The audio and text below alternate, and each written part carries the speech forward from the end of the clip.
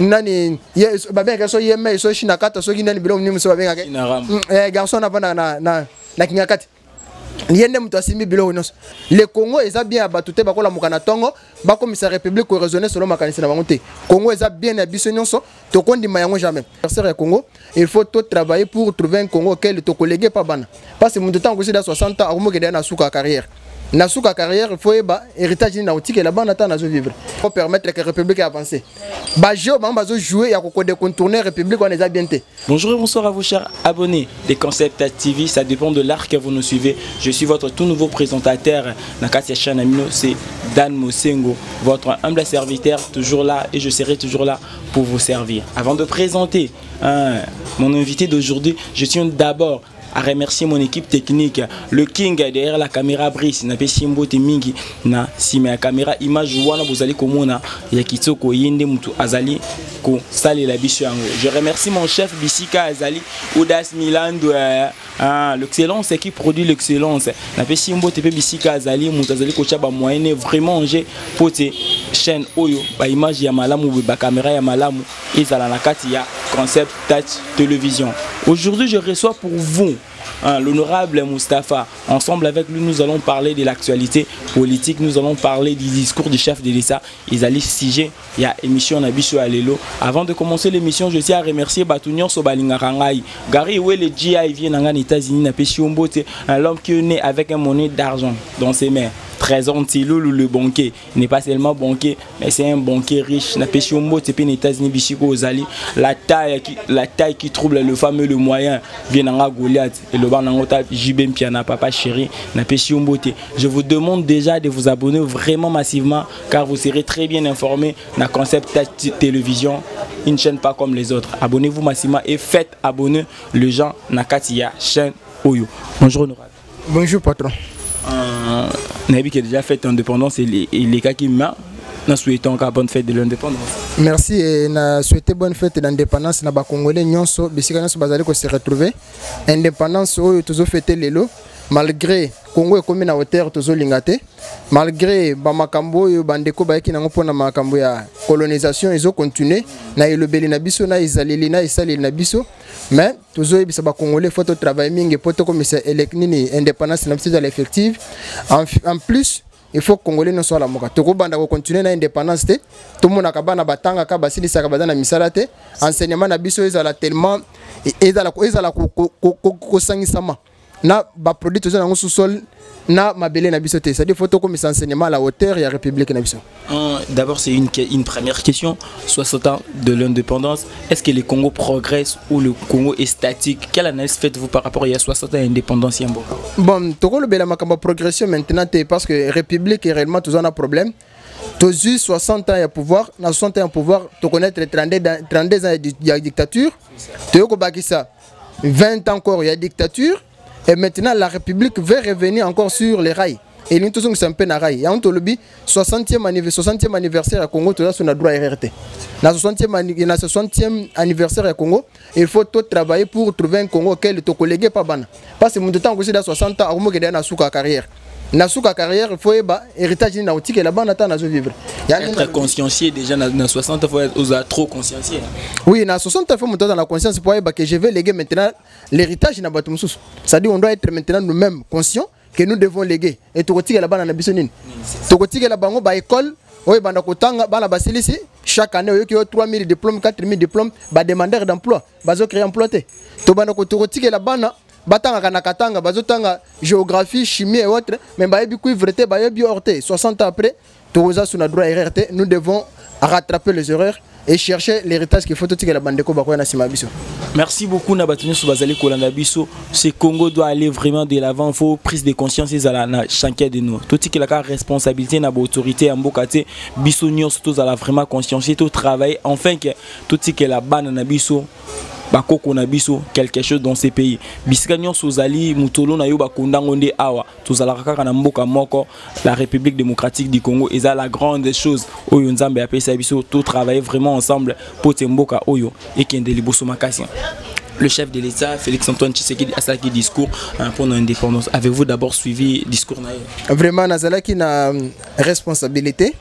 ya kolanda mokonzi mboka pona yo kama kamine alliant le banakata discours nazwa ki vraiment temps de 23h15 à 23h57 na landa ki discours pe na télécharger yango na tanga yango paragraphe par paragraphe na meke mpe ko étudier pona comprendre en profondeur au chef de l'état lobaki. Merci beaucoup. Analyse nous ça d'abord global, analyse global par rapport au discours. Non, on a trouvé que Congo maintenant est un président de la République qui a la conscience. Dans le discours, il y a 60e anniversaire, Mokonzi Mboka a reconnaître que les politiciens va commissaire Congo mafia. Na commissaire Congo mafia et comme c'est un mouton, c'est comme un politicien pour vivre. Déjà Mokonzi Mboka a reconnaître le quoi. Et Mokonzi Mboka a reconnaître que les lots ba Congolais ba sous erreur était parce que tu as 60 ans et dans 60 ans il faut tout raisonner déjà ni to collègue na bato ba na sim. Déjà c'est le comme important. Na mi balé et le que se passe en makasi Mokonzi Mboka telemeli justice. Alobi ba initiative nyonso makanisi nyonso ya mabe oyo koya poya ko dérouter justice na musala nango et kozala jamais accepté il faut tout rejeter.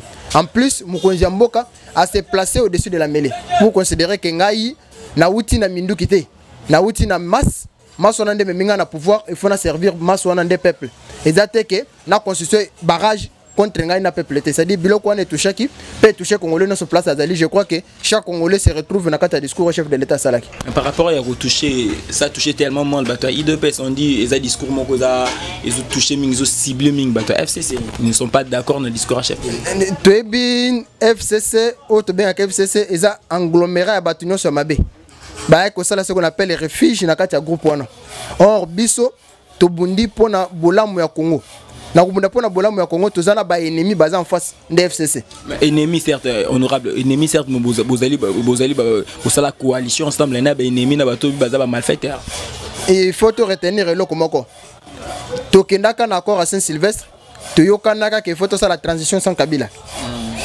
ou bientôt même Kabila vers élection. Na Kabila vers élection, Kabila sale élection, Kabila bombi majorité parlementaire. A misali moko ba majorité.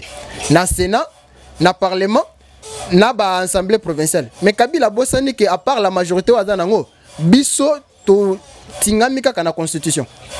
Kabila na 2006 a imposé sa constitution.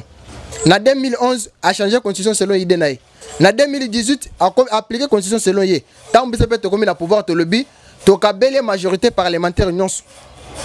Constitution wana kaka ya imposer ki biso neto composer bango bazo ki malikambu ya justice balingite justice ezala indépendante basala ka mibeko o etikala ko sale makana mboko te pona nini ezala ki ceux qui mutu alinya a kota na makambo ya justice oyo munafunge umwache c'est-à-dire ezala ki na loi moko bano vivre na Congo comme na ngo Swahili. C'est-à-dire, ceux qui sont les bimi, place nous aux à la police, aux ceux qui ont c'est-à-dire, place nous aux ceux qui sont les bimi, au commis déjà innocent. Alors, bis to lobby, chilobe ko commis ça bat innocent.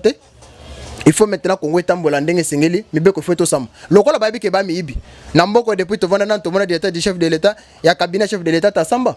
Nan to mona ba ministre en pleine fonction te bakangi lokola ba bande ko ba doli makam. Nan to mona te ministre à justice, a sali mabe na kati conseil des ministres, ba bengi c'est pas magistrat pour la première fois depuis 1960. Ba yo quand même. Mais selon mibeko ya gouvernement babi normalement ceux qui ministre à Salimbe ba ils allaient premier ministre des fois réprimander, ils vont balamora qui na justice on dit aussi que la justice de Tshisekedi va à l'encontre ya mibeko mususu. Na yebite mibeko na ba onde ba votaki. Mubeko mboke lobi en cas de fragrance. Na fragrance à tous les militaires parlementaires, aux députés, à tous les ministres on t'arrête immédiatement. Problème est zanine. Tant on ndeko bayoka ki a sali document moko na kombo ya gouvernement. Il a fait faux en écriture. Parce que a kokwa ki jamais ko livrer document na kombo ya gouvernement sans que azwa avis à gouvernement. Tant bato bayoki yango ebimi chef de l'état siliki. Net tozo le ba lobby vendredi chef de l'état lobby a participer na conseil des ministres te a ABC kende ko bisa yemai o le baki na biso ke non ba libérer que pona yemai aluka mutu musu soit remplacer yo ba pesa 48 heures a pona biloko mbalé ou bien a démissionné ou bien soto comme lundi il y a démissionné le chef de l'état va lui révoquer comme ça tous la yemai a tindi la mutu musu ce sont des choses où tout le monde a na mboko mais premier ministre na biso to comprendre pas le rôle a routine na kati ya boîte ya biloko kopola na kati ya biloko kopola eloko malamu ezala te biloko kopola wana bino boza na coalition na bango bozo diriger mboka na biloko kopola seke yana Dej qui dit que bien mbuma mala ya mabebe bisa malamu fin de compte nango bino pe le boko pe mbuma kopola biso nde to contredire eloko wana ke mbuma ya mabalo bakaka ke mbuma mabe ebebisaka mbuma malamu menga na lobi lelo ke mbuma ya malamu ekobongisa mbuma nyonso mabe alors biso tu es na pouvoir pour na sentiment te tu es na pouvoir na minduki te tu es na pouvoir na masse populaire alors biso to na biloko mibale bango baza na majorité artificielle o ba fabriquer ba parlement biso to na majorité populaire alors na majorité populaire o biso to ko s'entretenir mélange na biso mibale biso ne to leki bango ebele alors mbuma ya mabe ata soki ezalaki 20 biso to za 50 je ne vois pas 20 wana et inféodé 50 te biso to ko bunda biso to ko changer makambo nous allons changer les choses avec le peuple biso to mona parce que nous avons la majorité populaire ce sont les institutions qui gèrent la République, c'est pas la masse qui gère la République. Les institutions ne doivent gérer que pour satisfaire la République et pour satisfaire les besoins du peuple. Moussa l'institution depuis Mboka et Banda dans le monde entier, dans la monnaie Assemblée nationale, où ils allaient contenir na kati na représentant du peuple, base à la contre le peuple. Nous allons nous apprendre quoi? Parce qu'aujourd'hui, tout le monde Assemblée nationale contre le peuple. Le peuple a le bien à l'ingité. Mais c'est le peuple qui t'a envoyé comme représentant, il a télémé le peuple les a raté. Les lots, tant que le peuple faut s'assumer pour na cause responsabilité nae ko boya makambu nyonso e salemaki na tango kala ezalaki na tango ndeko Kabila ezalaki so peuple alinga telema oyoki o umukamate to na CPL makasi je félicite Kasongo général parce que nambala sima oya ba marche salemaki la monaki na peuple la police na peuple basali mariage bazotambola la police biso batu bon héros yo marche silaka batu bazonga ndako batu ayekela ki la police bazonga ki parce que makambu nyonso lekaki na ndinga kime yango neto sengi na ba marche yo koya il faut to mona harmonie wana entre peuple na la police parce que tant police bomaka bande ko na biso bande ko na bango police ni oza policier uta na nzetete oza na bande ko na yo mais tant que vous avez c'est-à-dire dans le cadre de le jeudi, le président honoraire Kabila Bakutanaki na président en fonction Félix Antoine Tshisekedi. Ma question maintenant est celle-ci. Par rapport à la coalition, est-ce que la coalition et Kosunga Mokonji Mboka à Sala Moussala Malam, to coalition ils ont empêché Mokonji Mboka à entreprendre Bilora Malam Azokani. Surtout le but est de tenir la coalition est une coalition bidon. D'abord, biso to bien kango eza libala ba homosexuel. C'est-à-dire libala ya homosexuel et simba raté. Mibali babalana, muto mesana kozala na mobile mususu te revivre te. C'est-à-dire mo ba no sentir comme à l'aise, ta mona muninga mobile apé c'est business na katata babala et simba raté. Vous comprenez? Ezaka la bato ba mesana na ki homosexuel nde ba revivre. Biso to za banti homosexuel to revivre te. Na yelo ko salemi pona chef de l'état a reçu mandat na ye. O biso to considérer la transition sans Kabila, il faut peuple à télé. Chef de l'état espoir n'est pas sur le peuple parce que à la majorité te na parlement ils a bandoki alors il peuple chef de l'état azali ko sala ndé volonté peuple il a se réfugier na peuple le peuple accompagné pour asanine a reçu mandat et peuple a facilité à contourner même majorité artificielle au bassin na parlement pour na makambo changer bolobi mandat aux alliés transition sans Kabila toujours projeté déjà 2023 Rossar a été le candidat il faut remplacer Nanga. Mais candidature n'a été personnage jouant ils ont troublé vraiment la République Makasi tout le monde parti politique Moussou et boyi présence il y a Rossar aux ça analyse par rapport il y a la personne de Rossar na mutu na Congo to Rossar jamais na Dieu le père Dieu le fils et Dieu le petit-fils et aussi maté Rossar abotami na malumalu aboti nanga aboti malumalu aboti Rossar to rondi maté et comme le Dieu le père Dieu le fils et Dieu le Saint-Esprit to aussi manabilo konate pour na choix ya Rossar et engager FCC batu basali biloko nango c'est pour cela biso na position na biso to soutenir position ya IDPS ouais le but que les neuf biso nyonso na balabala pour na konde ko bisa président de la République que y a ko signer jamais ordonnance ouais ko reconnaître Rossar bande quoi basala ki choix Rossar bazonge la sima ba misa biso candidat mususu na place on est aussi bande biso na biso catholique ba jouer ka jeu moko ko permettre que République avancer ba jeu ba bazo jouer ya ko décontourner République on est bien té to bande biso non se ko dénoncer makambo Rossar depuis kala ba wa jamais ko pèse occasion ko Rossar dans la candidat unique et le quoi ne sali biso bien té mais peuple congolais à s'opposer je crois parti politique il y a opposition comme la majorité to bénir ce peuple congolais non ba force vive non so zali ko inspirer na changement les neuf tokoganiser marche ya munene oyo tokonetie pa mokonzi mboka poto ebisa ke mokonzi rosara kokota te toyebi ke bande ko na basi tozi de contraindre bango déjà bazotala comment ko préparer bazong c'est majorité na bango FEOD na 2023 peuple a condamné sauté. Mais quelque part on sent l'IDPS c'est ils a parti au pouvoir mais on sent comme si IDPS ils en opposition. Pourquoi? Ma question est celle-ci. Analyse par rapport il y a tout le monde a IDPS a tellement ça marche pour na ko ya makamebele pas Kabila mais on sent IDPS ka lelo yene partout pour faire ça sunde ba marche pour na tellement FC c'est comme si ils a FCC azana pouvoir tout perdre tout contrôler. Non IDPS ils a parti à bosser ko tangisa démocratie na mboka. Na pas parti non sur RDC IDPS ils a parti à bosser ko tangisa démocratie. Etienne Tshisekedi de Mulumba de heureuse mémoire tant on Kofi à le biboyer tant IDPS vous en a pouvoir opposition vous allez later. Alors Boyeba, IDPS n'a jamais opposition contre le peuple. Le peuple, il y a un moment qu'il s'assumer. N'a pas s'assumer, le peuple est en charge. IDPS c'est l'âme du peuple. Cette âme du peuple est l'âme de la République. Voilà pourquoi IDPS a qui n'a pouvoir pour se servir. IDPS a qui n'a pouvoir pour servir masse où ils allaient attendre. Le coup la masse on se retrouver des masses on est bana quoi récusation la réclamation na bango. Et IDPS et vous allez partir à bosser peut-être que jusque très loin. Il y a quoi un président de la République ou un candidat na bango il va démissionner de tout le monde en Afrique du Sud. IDPS a après pour na yango quoi bisa président tolingo soute ou démissionner. Et quoi ça les maga. Mais problème na biso que to moni mukunzi mboka azubo kunzi ya lokolo moko. Oyo makolonio so tika na maboko ezana esimba mi pa nani babengaka so yeme so shina kata so kinani bilo mnimu so babengaka garçon na bana na kingakati yende mtu asimbi bilo nyonso alors biso to tika garçon na azwa kaka république en otage te le rôle ba ke maboko nyonso simba mi pas garçon vana na kingakati est-ce que vous connaissez vraiment mandat ya mokonzi mboka pendant 5 ans et cause la réussite? Bon réussite oui parce que Azana vision ou matérialisé. Je sais que à quoi travailler n'est bien té. Mais au moins les 50% prévus dans la vision nae, tout ça on a fait ça pour Kisango. Et ndeko Félix Tshisekedi a eu le pouvoir et ça va pouvoir changer Congo non comme mbala monter. Problème souci na c'est majeur que tout le monde la Congo na kati ya déraillement ou essayer dérailler tout ça on a rail.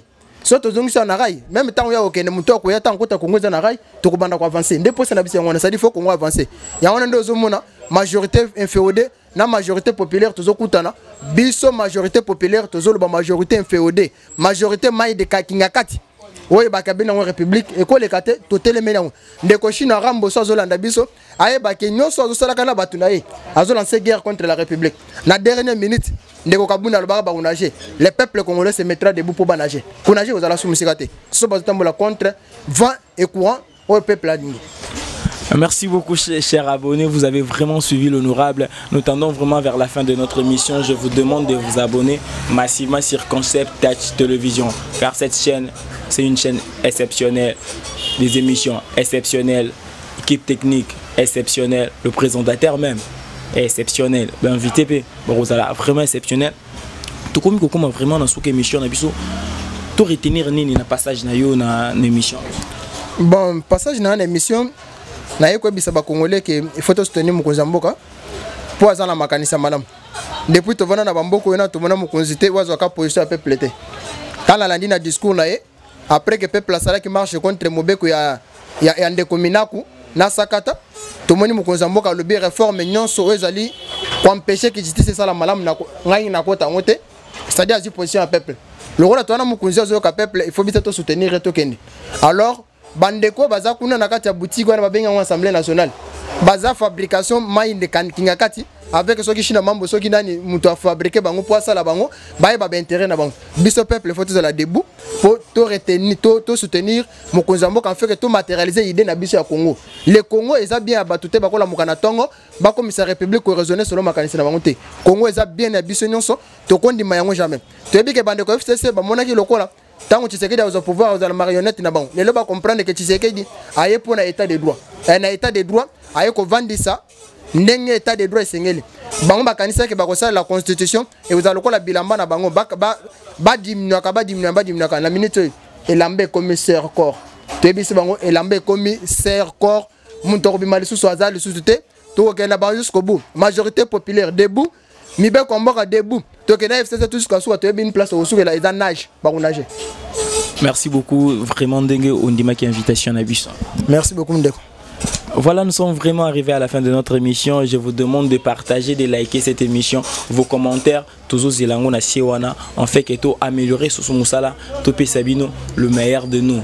Pour être très bien informé, abonnez-vous vraiment massivement sur Concept Touch Télévision. Je tiens d'abord à remercier mon chef. Merci beaucoup Matondo Nayo, Bisiko Zali, Audace Milandou. L'excellence qui produit l'excellence, Concept Touch Télévision. Brice Nessima caméra, merci beaucoup. Naba image Yamala, vous allez copier sa biso. Yona Bengakao, le king de la réalisation. Napé Sivino, Napé Siombo, c'est pour s'abonner massivement, car votre humble serviteur Dan Mosengo sera toujours là pour vous informer en temps réel, comme si vous vivez en République démocratique du Congo. Merci vraiment, des bonnes choses. Merci Nandeko, Nasepeli.